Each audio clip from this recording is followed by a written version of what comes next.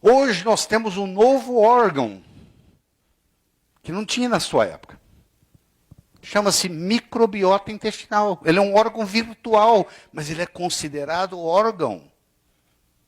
Você sabia que existem mais bactérias no nosso intestino grosso do que células no corpo?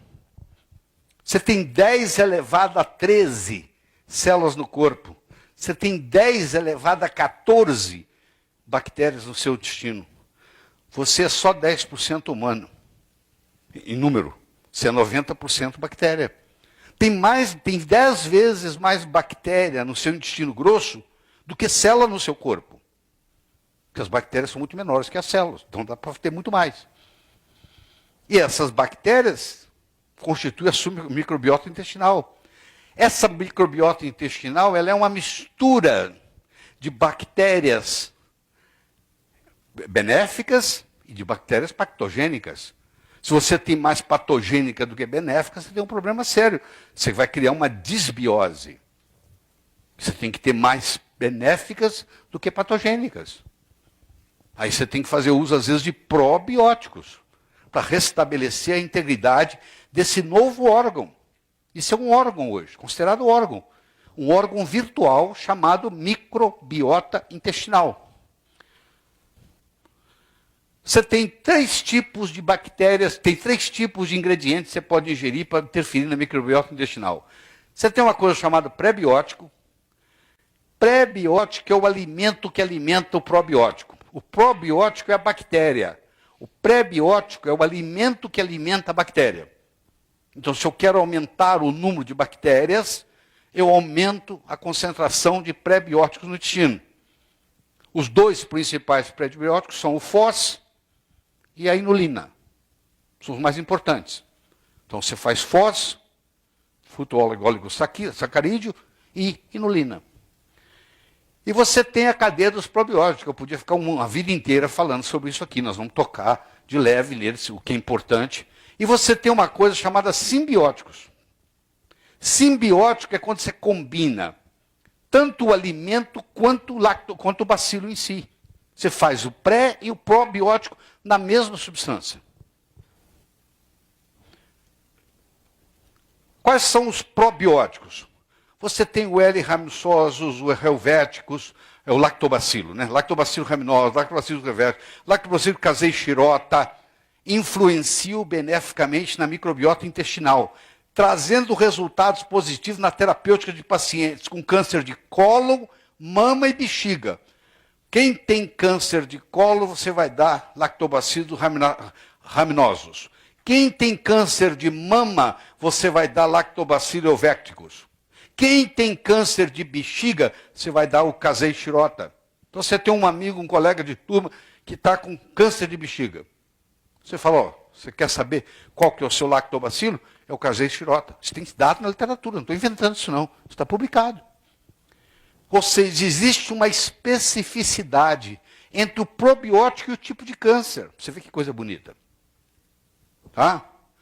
O produto mais estudado nos Estados Unidos é o VSL3, onde existem 450 bilhões UFC. Sabe o que quer dizer UFC? Unidade Formadora de Colônias. Por dia. 450 bilhões. O que o Nelson está fazendo? Ele juntou isso aqui e ele fornece isso para vocês. Se você pedir para ele, ele vai te dar a combinação disso aqui. Você fala, ó, eu quero o raminoso, eu quero o helvético, eu quero o casei, eu quero tantas unidades formadoras de colônia, porque eu tenho um paciente que eu acho que ele está com desbiose, eu quero recuperar o intestino dele, eu tenho um paciente que está com câncer, eu quero melhorar a terapia, etc, etc, etc. Tudo por mecanismos não de remédio. Isso aqui é tudo natural que existe no corpo.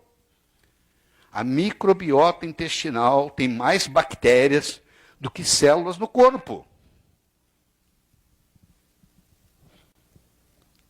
Precaução no uso de lactobacilo em pacientes imunodeprimidos. Como é que você sabe que o seu paciente está imunodeprimido? Se ele tiver neutrófilo menos de 1000 por milímetro cúbico, ele pode desenvolver o que se chama de translocação bacteriana. Esses lactobacilos podem passar para o sangue e causar um processo sério. se ele tiver muita imunodepressão.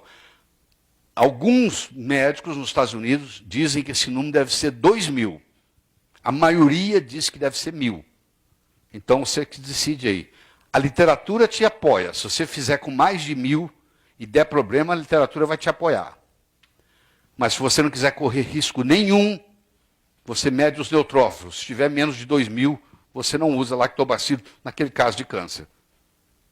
Então eu estou mostrando para você o uso de lactobacilos no tratamento de câncer. Isso está tudo na literatura publicado. Você pode entrar no Google científico, digitar lactobacilos raminosos e câncer de mama, você vai ter trabalhos e mais trabalhos e mais trabalhos mostrando o efeito. Tá? Muito bem.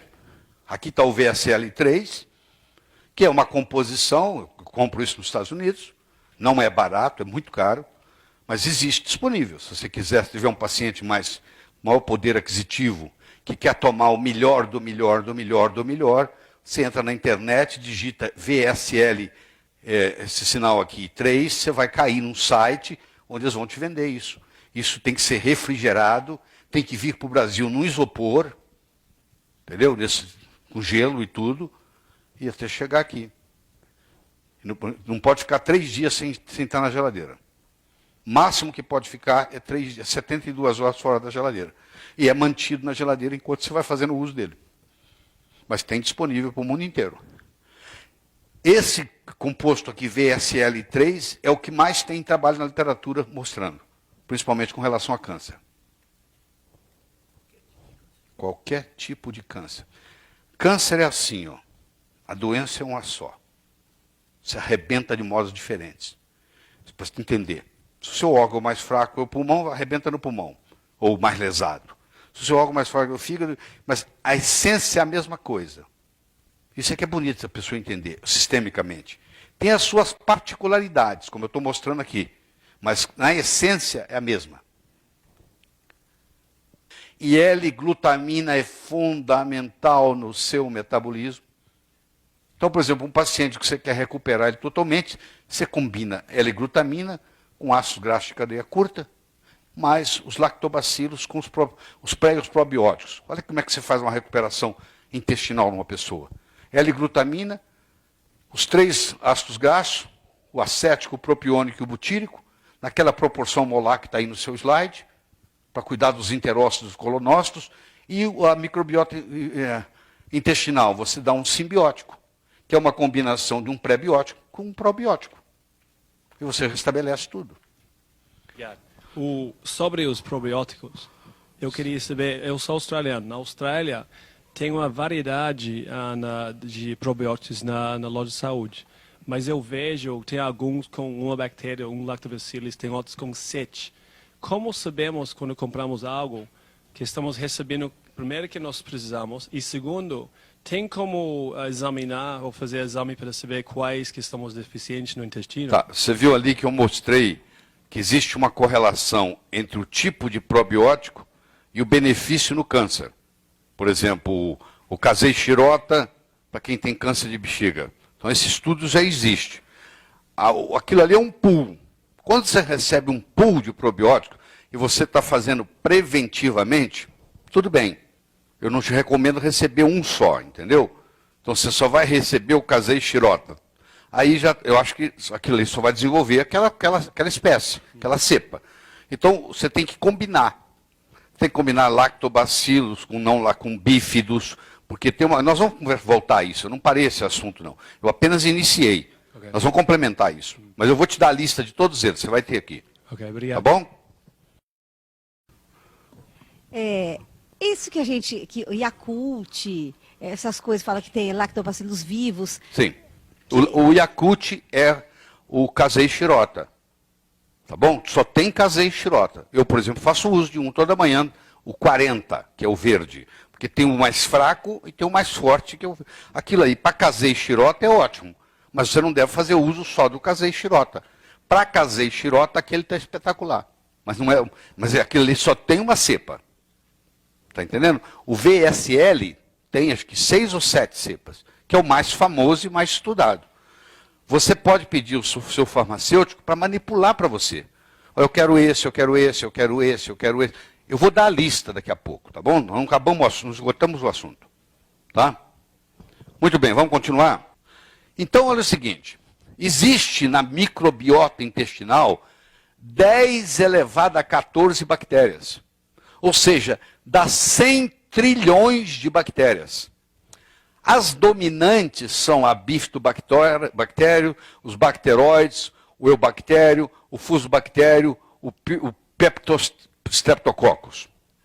As subdominantes são os lactobacillus, escherichia coli e enterococcus.